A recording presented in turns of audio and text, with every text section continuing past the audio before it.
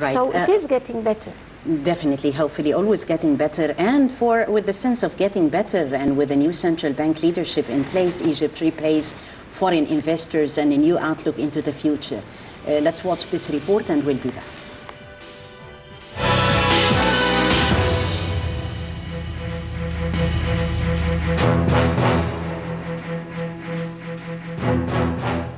Egypt's central bank revised the way it allocates dollars at auctions, seeking to reassure markets by repaying foreign investors the backlog of more than 500 million American dollars built up during a long-running dollar shortage. In the first major move by Egypt's new governor Tariq Amir, who took up his post on Friday, the central bank said it had repaid foreign portfolio investors 547.2 million American dollars, clearing the entire backlog. The central bank urged foreign investors to enter Egyptian capital markets through a pre-exiting scheme set up to help them repatriate their hard currency. The central bank said in a statement that those who have used this scheme have not faced delays, and the measure is the certain in the series taken by the central bank since Amir's appointment was announced in late October. Within 2 weeks of the announcement, banks had supplied 1.8 billion American dollars to clear a backlog of imports that had caused an outcry among businessmen. Economists said that following the week, state banks raised interest rates on certificates of deposit to 12.5% from about 10%, aiming to limit dollarization ahead of a potential devaluation. Amir's next move came on November 11th when the central bank supplied $1 billion to banks to cover 25% of dollar outdrafts they had opened for companies during the crisis. At the same time, the central bank strengthened the pound by 20 piasters, a surprise move given the gap with the black market rate now hovering about 8.5% of pounds to the dollar. Some economists criticized their revaluation, but others said it was aimed at shaking out speculators making downward bets on the pound with a view to eventually allowing a downward drift. The central bank held the pound steady at 7.7301 to the dollar as its second official dollar auction under Amir, but caused confusion by supplying some banks with more of their forex needs than usual and others with nothing at all. Egypt's central bank holds 3 foreign exchange auctions a week, and the sales are the key mechanism through which it sets the official exchange rate of the pound. Amir, the well-regarded former head of the commercial lender National Bank of Egypt (NBE), faces a delicate balancing act as he seeks to end the foreign exchange pressure without triggering an inflation.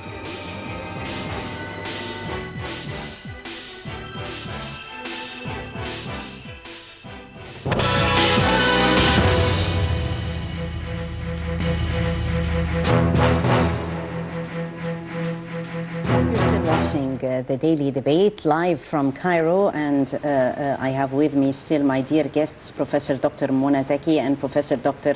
Emad Hussein. Professor Emad, you were talking about to lead you have to please, which has more than one, message behind it. Evaluating the whole situation in Egypt, reaching this important ranking, how do you see, Professor, those startups? What sort of opportunities are they going to offer to the Egyptian youth? And what sort of incentives are there on the table for the youth to engage? This is really a very important question. Now, for this young generation, I think they have a very golden opportunity to be part of the future by empowering them by innovation. I'm just giving you a very simple example. 2 weeks ago, I was attending a conference in Brussels about corporate excellence, which is organized by the EFM on an annual basis. One of the papers presented during the conference, it's about how to empower the young people while they are starting their own business.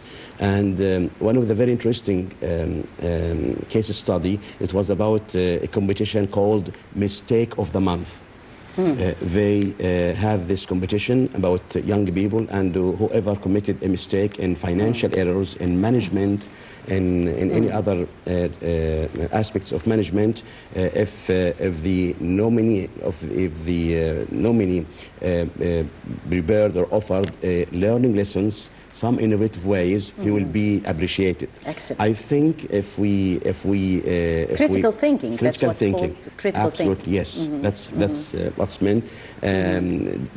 Doing such great things for the youth, I think it will help them to shape their futures.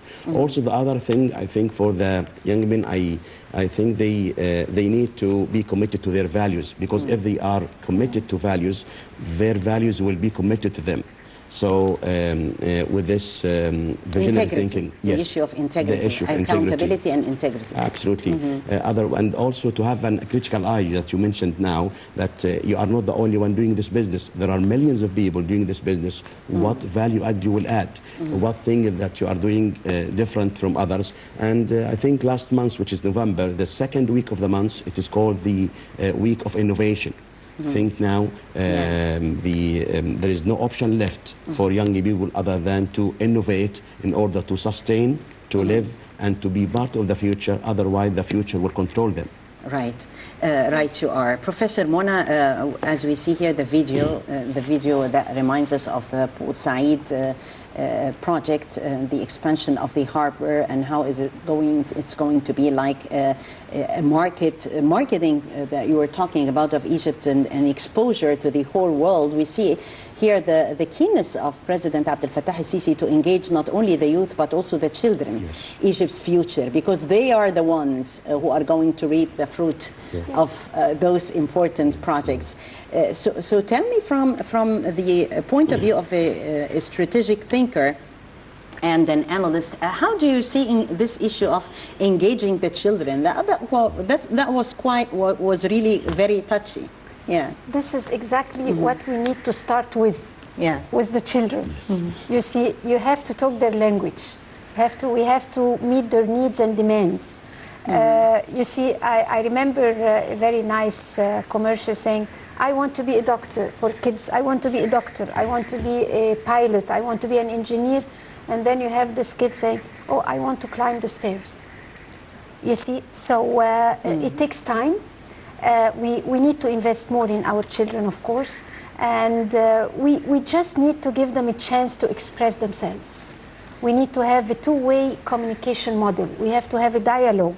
We have to train our teachers first to be able to make them give the right communication model to our children. So we need more education for the teachers. We need more to empower teachers, empower mothers, because mothers are the role model of all human beings, either men or women. So we need to work more on mothers, on teachers, and work more with our children and our youth. And training the trainers. Training the trainers and speak the language of our children and our youth. We have to meet their demands and needs. We have to pick up what they want to be, what they love to do, and accept the difference. If the father is a doctor, it doesn't mean that the children have to be doctors, So just talk and communicate.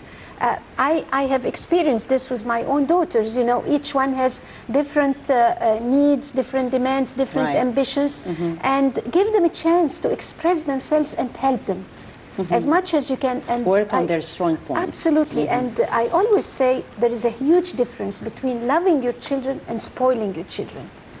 Love your children, talk to them, see what they want, share with them. But spoiling children, give them whatever they want, in a way that there is no communication, no where this money is going, and this is very dangerous. So love the children and just give them the attention, the tenderness. Let them see that they belong to you. They belong to their country. My eldest daughter has studied political science, and she with honors in LSE in St. Andrews and AUC, and then she decided to go into art and music, and she studied in Royal Academy of Music, and she became a very professional music theater singer and an opera singer. So everybody around us said, oh, she has to continue abroad. I said, why? She wants to live in Egypt. She encouraging her for what she feels herself in. She wants to perform in the country. She wants to give back to her own country. So she has this patriotic identity. She wants to have to give back to the country. So, and this, actually, I am taking advantage of being here with you, with such a professional lady like you, Taghreed, who is a great figure in the media, to talk to the youth who live abroad. Yeah, we need to engage them. Please, we want you to come back and visit, if not to live, but come back and visit and see the great opportunities we have in Egypt.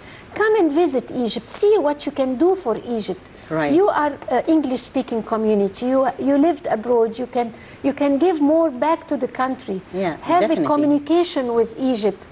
Egypt needs you, and Egypt is really a great country that deserves your services, your love, and your attention. So I really do hope that they hear me and they can come and see the great development we're seeing. Yes, we have different difficulties, but we are overcoming those difficulties. But we are promising. We are doing. That's the question. We are promising because we have the mandate, we have the power, and we have the will, we have the faith, and we have the discipline, and we have the culture of doing it successfully. Yes, and the potential, definitely. Dr. Emad, we have the potential. We have the youth. Yes, those abroad, we need to engage them, but engaging them also needs some sort of incentives. We have to provide them for incentives, and also enhance the atmosphere of investment in itself. From the eyes of a professional, how can we do that? How can we put some steps on the road to enhance the atmosphere of investment in the country? For such steps, I think the key word, the talent. If we believe that we do have talent and investing in talent, that will make our future a sustainable future and will help us a lot. And by talent, I mean that I'm sure that our country having a lot of talented people, that they can be Egyptian ambassadors, they can be Egyptian innovators, they can be the best role model for Egypt.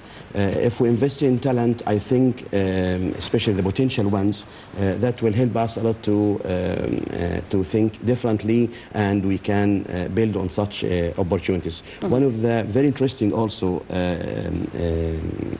case studies and actually practical application now in Singapore, they introduced the core values of life to the students from the very beginning, and that's why that's one of the criteria that makes this country among the top 10 in the education system. And when they analyze the rationale behind the success of a country like Finland in its education system, because Finland, South Korea, and Singapore amongst the top 10 in education systems, they found that they no longer calling the people as human resources, but they move into talent. So if we believe in the Egyptian talents, in the Egyptian innovation, in the Egyptian entrepreneurship, empowering and getting them inspired and inspiring, I think that will really lead to have further success, and we are capable of doing this, especially the key word, potentialities and talents. Right. Yes. Working on the people's potentialities, Dr. Mona. Yeah. I guess it's a great part of your study. Absolutely. Investing in human capital. Yeah. Investing in human capital. Yes. Those are our treasure. Exactly. And of course, with the encouragement of foreign direct investments and the encouragement of more investments on all levels, not even Egyptian investments and Arab investments in Egypt, we have great projects. We have mega projects, and we have the new Suez Canal, we have the portside ports, we have the new city, we have the lots of huge agriculture, logistics hub in Damietta, everywhere. We're opening new markets. The 1 million, the agriculture projects, the 100 million fed-in projects, and we're really doing a great job on mega projects, and of course the PPP, public-private partnership projects, and they have to be definitely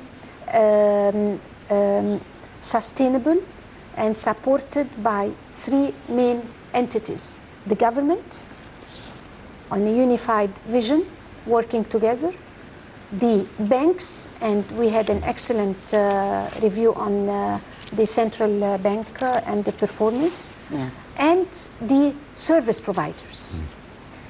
How can we provide the services to be able to work on those mega projects and on those investment projects? How? Through our human capital. So we need to invest more on the human capital to provide the right services. The only way to provide the services is the human capital. Absolutely. And this is, as Dr. Emad was saying, through innovation, respecting students, respecting talents, entrepreneurship Analyzing programs, mistakes. Remember the mistake of the month? mistakes. Yes, exactly. Yeah. So Without we making need fun of the one who did on the the mistake, but respect, learning lessons. with respect. Yes. With Exactly. respect and dignity, we can achieve a lot with our youth and our future. All due respect to my dear guests for tonight, I thank you so much, Professor Dr. Mona Zaki, pleasure. Global Strategic Consultant, for visiting us on the Daily Debate for tonight. Thank you for a valuable input, Professor Mona. Thank you. And many thanks go to Professor Dr. Emad Hussein, International Expert in Corporate Excellence. Thank you so much. Pleasure. Excellent value and input added, Dr. Emad. Thank you so Pleasure. much. Pleasure. Thank you. Thank you. And I thank you, dear viewers, for joining us on the Daily Debate live from Cairo. I'm Taghrit Hussein, thanking you all for watching.